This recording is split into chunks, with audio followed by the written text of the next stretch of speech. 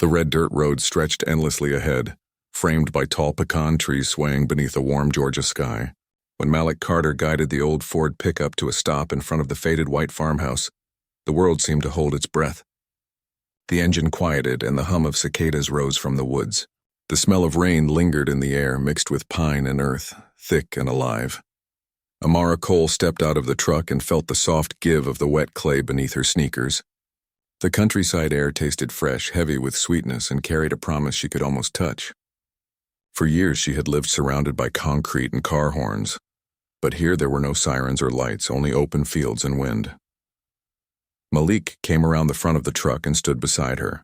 His broad frame cast a shadow across the dusty yard, and his skin, the color of polished bronze, glowed under the sinking sun. 39 and still built like the Navy man he once was, he had the steady hands of someone who could fix anything. When he looked at her, his green-brown eyes softened with something she hadn't seen in months. Hope. "What you think?" he asked quietly, his southern drawl low and easy. "We finally home or we just lost?" Amara smiled faintly, pushing a curl of her black hair behind her ear. "Maybe both," she said, "but I think I could get used to being lost like this." He laughed, a real laugh this time, not the short, tired one she'd grown used to hearing, and the sound filled the open air like sunlight through the clouds. The farmhouse looked older up close, its paint peeling and porch sagging under time's weight. But there was a beauty in it. It had bones, history, like something waiting to be loved again. When they stepped inside, the air smelled of dust and old wood. Sunlight filtered through torn lace curtains, revealing dust motes that floated like glitter in the still air. The floor creaked beneath their shoes, and every sound echoed through the empty rooms. "I'll grab the boxes," Malik said, but his hand lingered a second at her waist before letting go. That touch, simple, almost casual, sent a tremor through her. It had been so long since they'd touched without purpose, without routine. While he went back to the truck, Amara wandered from room to room. The kitchen still had its deep farmhouse sink, white cabinets chipped at the edges, and a window that looked out onto acres of overgrown land. The living room held a stone fireplace, cool and gray now, but full of quiet promise. Upstairs, the bedroom window faced the woods. The light fell warm across the old floorboards, painting them gold. Through the glass, she saw Malik unloading boxes, his shirt clinging to his back from the heat. His arms flexed as he lifted the heavier ones, and something stirred deep in her chest. A small, forgotten ache she hadn't felt in a long time. They'd been married 7 years. Good years, mostly. But lately the laughter had faded, replaced by small silences and half-finished conversations. They'd become polite strangers sharing a bed. That's why they came here, to find what they'd lost before it slipped away for good. By nightfall, the house felt less empty. The bed was made. A few candles flickered on the nightstand, and the smell of takeout barbecue hung in the air. Amara stood on the back porch with a glass of wine, watching the last light fade over the trees. The air turned cool and quiet. She didn't hear Malik come up behind her until his warmth pressed against her back. His arm circled her waist, his breath brushing her neck. "Cold?" he murmured. "A little." He tightened his hold, lips near her ear. "That's better." For a long moment they just stood there, watching fireflies flicker in the yard, their bodies fitting together like they once did every night. Amara's heartbeat quickened. The silence between them wasn't empty anymore. It pulsed with something new, something alive. And when Malik's hand slid gently over hers, neither of them pulled away. Something had shifted in the still Georgia night, something that felt a lot like the beginning again. The moon hung low above the pecan trees, silver light spilling over the open fields. Inside the old farmhouse, boxes were stacked half-opened. A few candles flickered on the kitchen counter, and the air carried that soft, woody smell of pine and dust.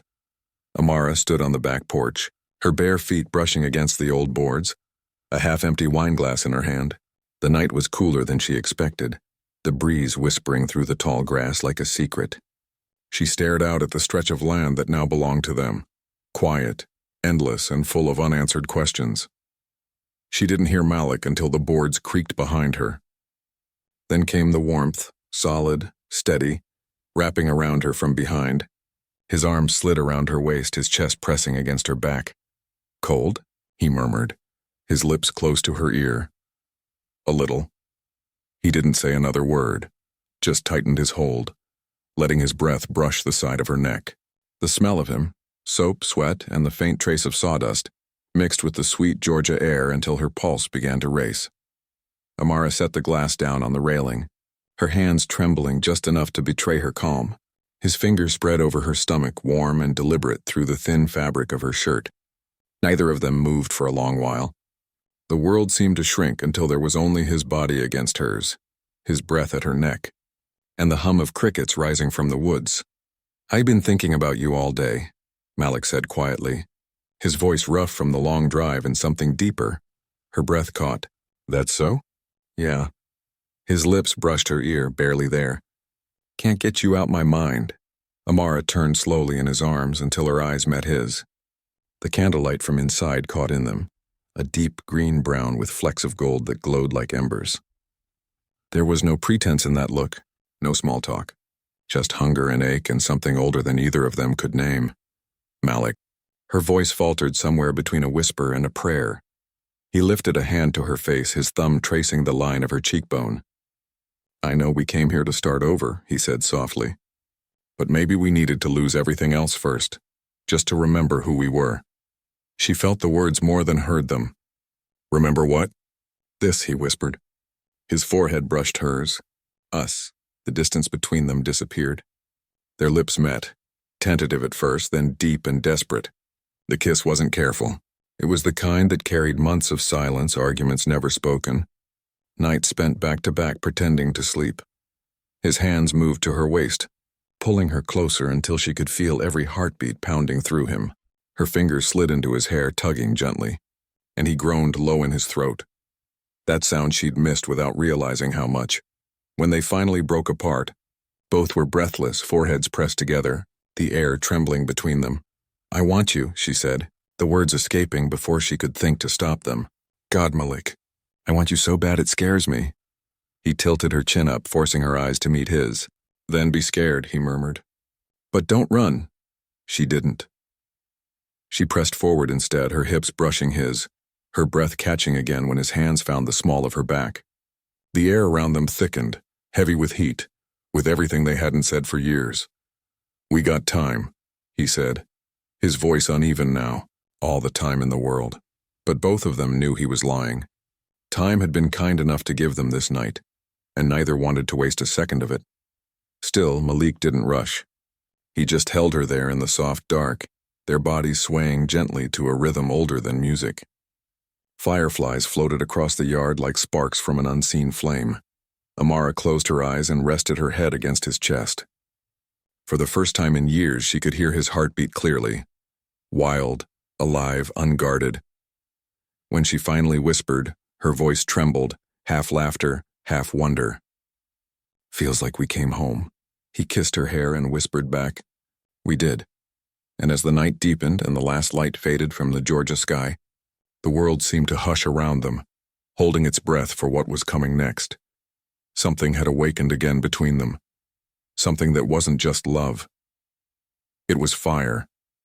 Quiet, slow and unstoppable.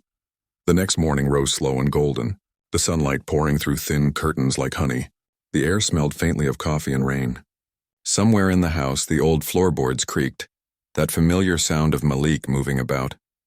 Amara sat on the edge of the bed, the blanket still clutched around her bare shoulders. She could still feel his warmth on her skin, the ghost of his hands, the rhythm of the night before echoing softly through her body. The night had changed something between them. It wasn't loud or dramatic, and it was quiet and deep, like the roots of something growing back after being forgotten. Downstairs, she heard the back door swing open and the screen snap shut. Malik was already outside. She smiled to herself, grabbed a long shirt from the dresser and padded barefoot to the window. Through the glass, she saw him, shirtless, his skin gleaming bronze under the Georgia sun. He was fixing one of the porch steps, hammer in hand, sweat glistening along the curve of his back. The muscles in his arms flexed with every movement. For a moment, Amara forgot to breathe. There had been a time when she saw him like this every day, moving with that easy confidence that first made her fall in love. But somewhere along the way, between bills and work and life, that vision had blurred. Now it was back. And it hit her all at once. The want, the hunger, the pure, simple awe of him. She leaned against the window frame, biting her lip as she watched him wipe the sweat from his brow with the back of his arm. The soft morning light caught the side of his jaw, his chest rising and falling slow, steady, powerful. He must have felt her eyes because he turned suddenly, catching her gaze through the window. For a moment, neither of them moved. Then Malik's mouth curved into that slow, knowing grin, the one that used to undo her completely. "Morning," he called, his voice rough from work and sleep. Amara pushed the window open, pretending nonchalance. "Morning. You been out there long?" "Since sunrise. Thought I'd get this porch fixed before you came down. You don't have to do everything in one day." He laughed low and deep. "Maybe I don't, but I like earning breakfast." Her laugh caught in her throat when he looked at her again. That look that said he wasn't just talking about food. She swallowed hard and said, "Coffee's ready." "Then pour me a cup," he said, picking up his tool belt. "I'll be in soon." But he didn't move right away. Instead, he leaned his hip against the railing, just watching her. The sunlight carved soft edges along his body, and she felt the same pulse she'd felt the night before. Slow, certain, alive. Amara closed the window before she could blush any harder. Downstairs, she poured his coffee, hand slightly unsteady, the spoon clinking against the cup. When Malik came in, his jeans dusty, chest still bare, she handed him the mug. Their fingers brushed. The contact was electric, simple but charged. "You staring at me again?" he asked, teasing. "Maybe," she said, smiling into her coffee. "Can't help it. You make hard work look good." "Good thing you noticed," he murmured, setting the mug down. Before she could reply, he stepped closer, close enough for her to smell the mix of sweat and cedar soap. He tilted her chin up with one finger. "You keep looking at me like that, baby," he said softly. "And I ain't getting any more work done today." Her lips parted, the world spinning a little. "Maybe that's the point." He smiled, slow, dangerous, sweet. Then he kissed her once, light but full of promise. And when he finally stepped back, she was left breathless, her pulse racing, her coffee long forgotten. Out the window, the day stretched bright and endless. But inside that old farmhouse, something new had begun. Something hotter than the Georgia sun, and far harder to cool down. The days that followed slipped into a rhythm, part familiar, part brand new. The farmhouse began to feel alive again. Every morning, Malik worked outside fixing fences, sanding down old doors, bringing the land back to life. Amara filled the house with music and the smell of cornbread, unpacking boxes, hanging little pieces of their old life on fresh nails. But beneath all that, beneath the laughter and the long afternoons, something electric hummed between them. It was soft at first, subtle, the kind of tension that builds in a glance, a touch, a breath too close. Every look became a question. Every touch an answer. At breakfast, when Amara leaned across the table to hand him the syrup, his fingers brushed hers just long enough to make her heart trip over itself. At dinner, he'd stand behind her while she cooked, his hand finding her waist as naturally as breathing. He'd lean in close enough for his breath to warm her neck, but far enough to leave her wanting more. "You keep doing that," she'd whisper, trying to sound stern. "You won't get fed tonight." "Oh, I'll get fed," he'd say with that grin, slow and teasing. "Just maybe not in the kitchen." She'd roll her eyes, but the truth was she didn't want him to stop. At night they lay side by side, the silence heavy with words they didn't need to say. Every move, every sigh felt like a dare neither of them was brave enough to take yet. The passion between them wasn't wild like it used to be. It was patient, deliberate, a storm gathering on the horizon. On Thursday, Amara found him in the living room, shirtless again, fixing the leg of an old armchair. She stood in the doorway watching him work, the muscles in his arms moving like waves under his skin. "You always gotta do things the hard way," she said, crossing her arms. He looked up, wiping sweat from his brow. "Ain't no other way worth doing. Could have just bought a new chair." "Coulda," he said, eyes lifting to hers. "But I like fixing things, especially the ones that still got life left in them." There was a weight in his voice and one that made her forget how to breathe. "You talking about the chair or something else?" she asked softly. His smile deepened. What you think? Their eyes held. For a moment, the whole house felt smaller, air tighter, the world narrowing to just the space between them. Later that night, she was washing dishes when he came up behind her. The radio hummed a slow soul song in the background, and she didn't have to turn around to know it was him. She could feel the heat of his body before he even touched her. Dinner was good, he murmured near her ear. Glad you liked it, she said, though her voice had gone softer than she meant. He leaned closer. But you know what was better? She smiled. Don't you dare say dessert. Nah, he whispered, his breath brushing the side of her neck. You. Her hand froze midair, the dish slipping slightly back into the sink. His hand came around her waist, steadying her, holding her there. Malik. Shh. His lips grazed her shoulder. Just feel. For a few seconds, the world was nothing but heartbeat and breath and the soft hum of music. Then just as suddenly, he stepped back. Amara turned, breathless and flushed. Why'd you stop? He gave her that wicked half-smile. Didn't say I was done. Just said I was patient. Her lips parted, but before she could reply, he kissed her cheek lightly and walked away, leaving her standing there in the kitchen with trembling hands and a pulse that wouldn't slow. That night, when she slid into bed, Malik was already there, half asleep, or pretending to be. She turned toward him, watching the slow rise and fall of his chest in the dim light. Her fingers brushed his arm, just barely, and his hand immediately found hers under the blanket. No words, no movement, just that silent promise that whatever they'd started was far from over. Out on the porch, the wind stirred through the trees. Inside, under that shared warmth, the game continued. Quiet, teasing, intoxicating. Neither of them needed to win. They just needed to keep playing. The days melted into one another, slow, sweet, and full of life. It wasn't just about rebuilding the farmhouse anymore. It was about rebuilding them.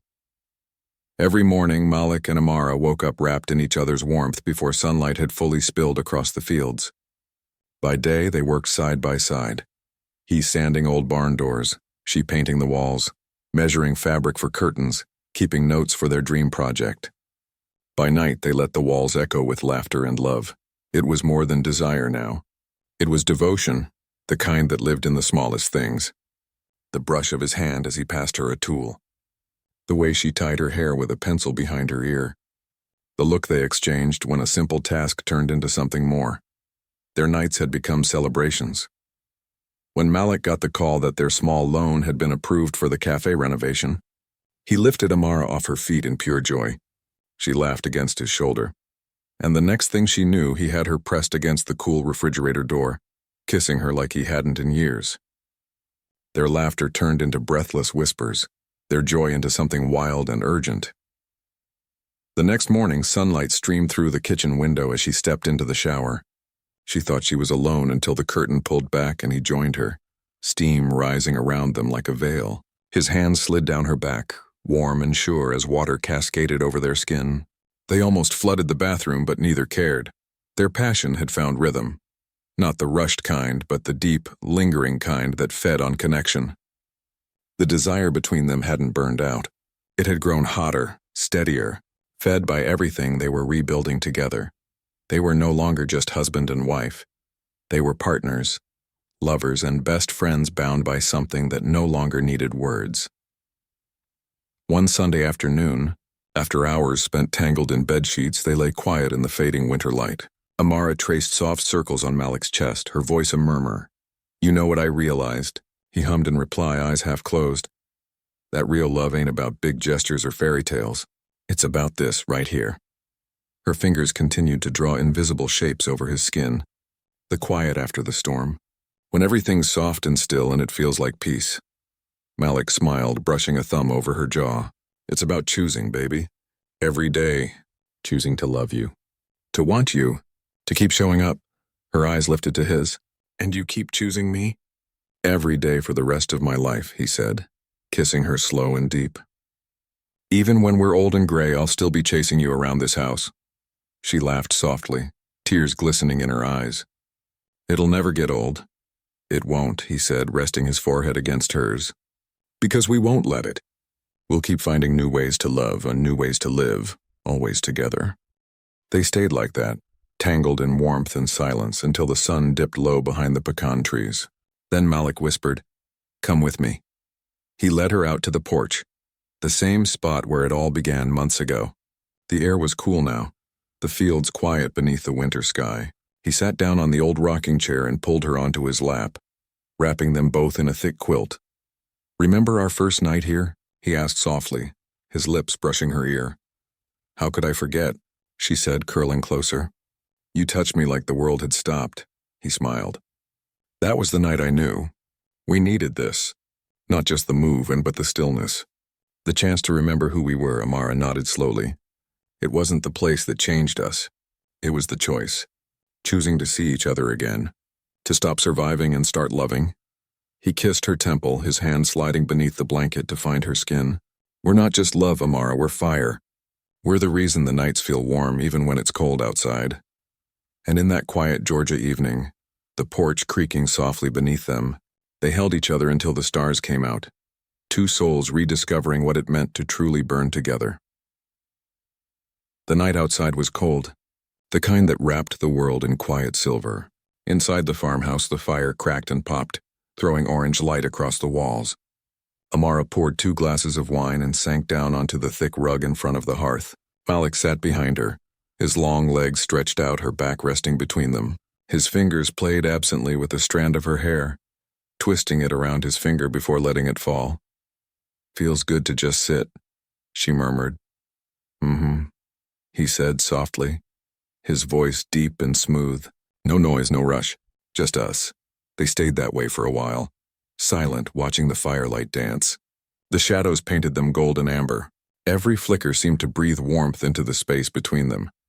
Amara turned her head slightly, glancing at him over her shoulder. "When did you know?" she asked quietly. "Know what?" "That you wanted me." Malik smiled, slow and thoughtful.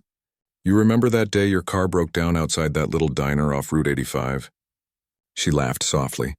"You mean when I was standing in the rain, cursing the sky?" "Yeah," he chuckled. "You had this look, like you were ready to fight the whole world if it came at you wrong. I pulled over, offered to help, and you told me, 'If you mess up my engine, I'll mess you up.'" Her laughter came easy now. "That sounds like me." "It was right then," he said, brushing his knuckles along her jaw. "Right then I thought, Lord help me. I found the one who's going to keep me honest." She turned fully now, facing him, her knees tucked under her. "What about you?" she asked, voice low. "When did you know I was more than just a man fixing your car?" Amara hesitated, then said, "When you taught me how to change that tire." He blinked. "That's it?" "Yeah, you didn't laugh. You didn't show off. You just taught me, like you actually believed I could do it. That's when I knew." Malik's eyes softened. "You always could. Just needed someone to remind you." She reached for her wine, took a slow sip, then asked the question that had been sitting heavy between them for years. "Why did we stop, Malik? Not the touching and the talking, the seeing each other." He exhaled, staring into the fire. "Life happened, bills, work, long days. We started running so fast we forgot why we were running together in the first place." Amara nodded, her voice trembling slightly. "But we here now, ain't we?" He looked up at her then, really looked, his gaze slow and sure. "Yeah, we are. And I don't ever want to go back to forgetting." She moved closer, climbing gently into his lap, her legs straddling him. The wine was forgotten on the floor. His hands found her hips, grounding her there. "Then don't," she whispered. He smiled, one corner of his mouth curving upward. "You sure you know what you're asking for?" She tilted her head, eyes shimmering in the firelight. "I'm asking you to remember me, every day, every way." He kissed her then, slow and deep, tasting of red wine and promises. The fire crackled louder, as if the room itself leaned in to listen. His hands moved up her back, tracing the smooth lines of her body beneath her sweater. When he tugged it over her head, her skin glowed gold under the flickering light. She pulled his shirt off in return, fingers trembling with anticipation. They undressed each other like two people discovering new land they already owned. Familiar, yet thrilling. Skin to skin, breath to breath, they sank down onto the rug, the warmth of the fire washing over them. "Lord, you're beautiful." Malik murmured, his voice thick. How did I ever forget that? Then show me, Amara whispered, her voice like honey and smoke. And he did. With his hands, with his mouth, with the slow reverence of a man rediscovering sacred ground.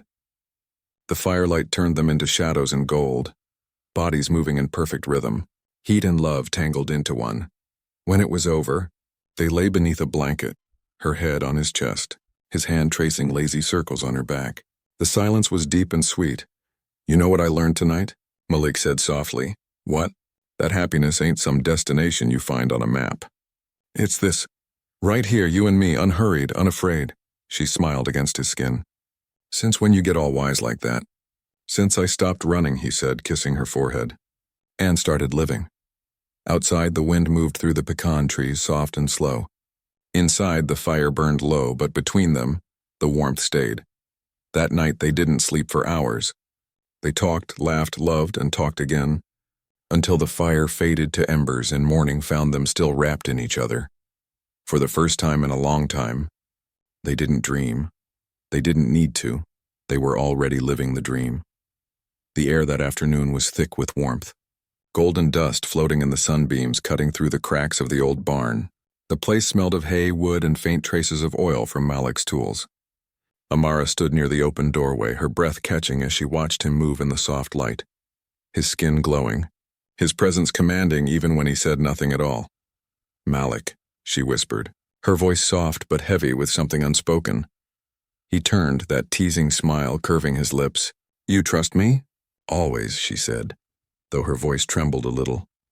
Good, he murmured, stepping closer, holding a folded silk scarf in his hand. Then close your eyes. She hesitated, heart fluttering. What are you doing? Playing, he said simply. You trust me enough to play, don't you? Her lips parted and she nodded. He wrapped the scarf around her eyes, tying it gently at the back of her head. Darkness fell, but not the kind that frightened her. This one pulsed with anticipation. She felt his hand brush her cheek, then her jaw, then linger at her throat. Breathe, he whispered.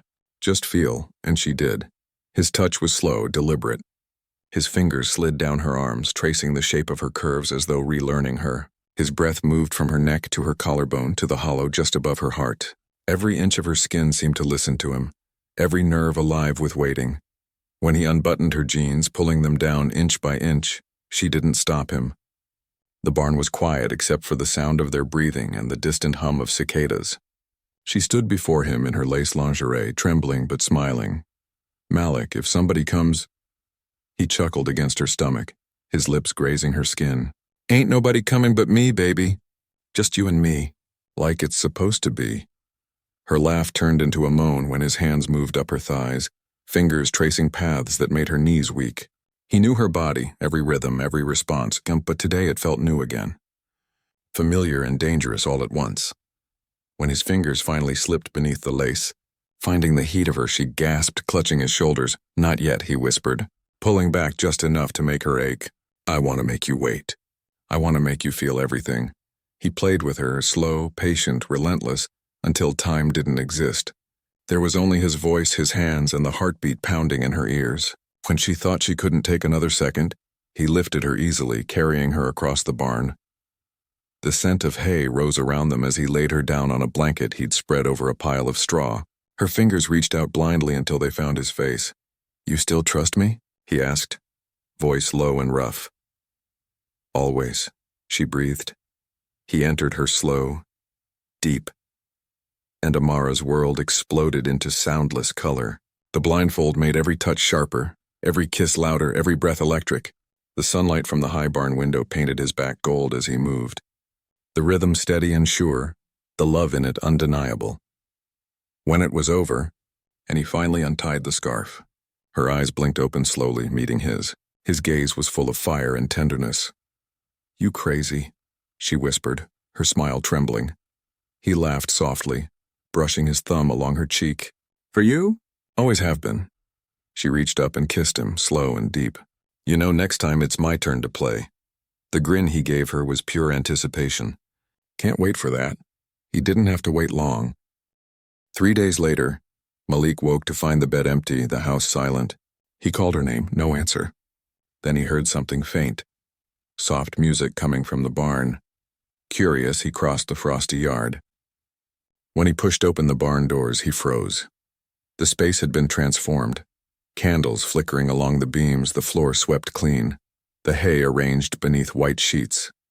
And there, in the middle of it all, stood Amara, glowing in red lace that caught the light like flame.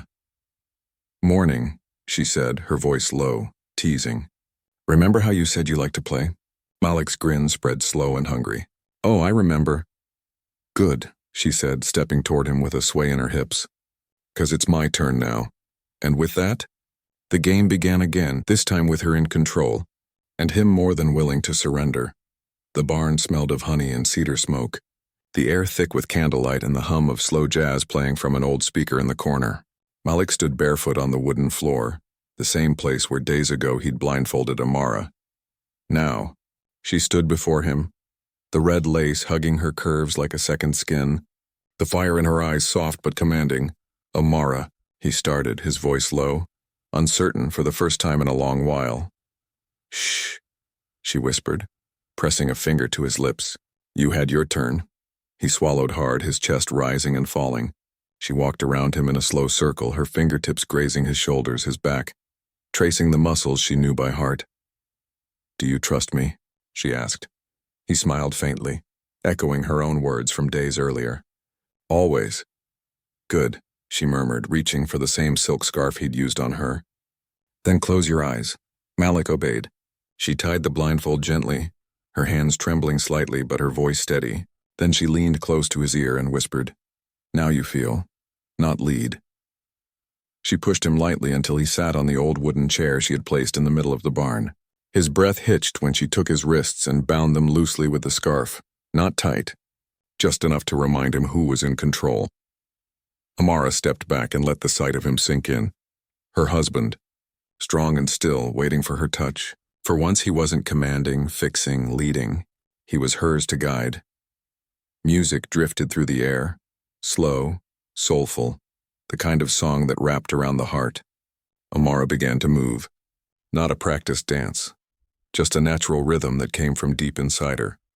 Her hips swayed to the beat, her hands running down her own body, tracing the curves Malik had memorized 1,000 times. He could hear her more than see her. The rustle of lace, the sound of her bare feet shifting on wood, the faint hitch of her breath. "Amara," he groaned, his voice breaking with need. "Not yet," she whispered. "You said that to me once, remember?" He laughed softly, but it came out shaky. "Now I see how cruel that was." She smiled, stepping closer until her warmth hovered inches from him. Then she kissed him, not softly but deep and claiming. His hands flexed against the ties, wanting to touch her, to pull her closer, but she pulled back with a teasing grin. "Please," he said, his voice rough. "Please what?" "Touch me." "Let me touch you." "Anything?" she asked, her tone a challenge. "Anything," he breathed. She straddled him then, her thighs sliding against his. The heat between them ignited instantly. She moved slowly, deliberately, letting him feel her through every soft motion. The blindfold only heightened his reactions. Every gasp, every shudder, every sound became a language of its own. He tilted his head back, groaning her name. "God, Amara." "You can take it off," she whispered. "If you want." He shook his head. "No, I want to see you my way, through how you make me feel." The words hit her deeper than any touch. She leaned in, kissing him again, slow and hungry, her hand sliding into his hair. Her body pressed close until she felt his pulse match hers. When she finally freed his wrists, he didn't take control back. He simply wrapped his arms around her and let her move, her rhythm setting the pace, her strength guiding every motion. The world shrank to just the sound of their bodies and the flicker of candlelight. Each breath, each whisper, was part of the same song, a melody of love, surrender, and trust. When they finally collapsed together, their skin slick with sweat and laughter tangled between their lips, Malik whispered hoarsely, "Where'd you learn to do that?" She smiled, tracing a finger down his chest. "Didn't learn it, just felt it." "With you," he chuckled, brushing her curls from her face. "You dangerous woman." "Good," she said softly, her eyes glowing. "Now you know how it feels." He kissed her forehead. "I could live in this feeling forever." She nestled into him, her head on his chest. "We got time?" All the time in the world. He nodded, tightening his arms around her. Yeah, he whispered, his voice tender and full. A whole lifetime to keep teaching each other new ways to love. Outside, the wind rustled through the tall grass and the moonlight spilled through the barn slats, silver and calm. Inside, two souls lay tangled in warmth and laughter.